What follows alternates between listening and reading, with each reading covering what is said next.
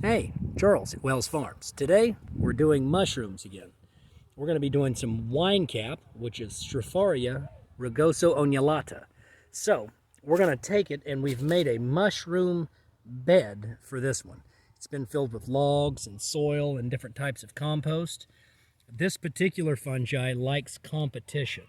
So here we have some coffee grounds we get from the local coffee shop, and we're going to spread out a layer of those in this bed. It's almost full, so probably a couple more layers. And then the plan is to take from here different chunks, and we will put that into the garden beds and grow this mushroom alongside lots of our vegetable crops and in the food forest area.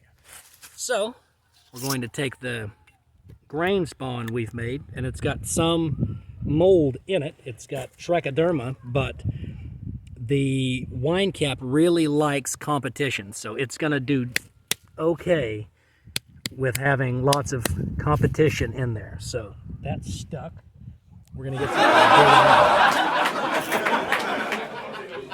all right.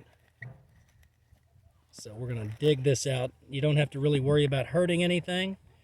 At this point, the mycelium will break apart, and then it will look for itself again, and it will grow back together and start to reform a monolithic structure. It'll grow together and make itself back together and uniform so that it's able to grow.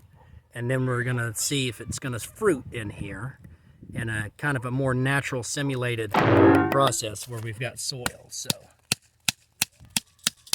get the grain spawn out of the jar. You can see there's grain. This was a mixture of grain and sawdust and compost.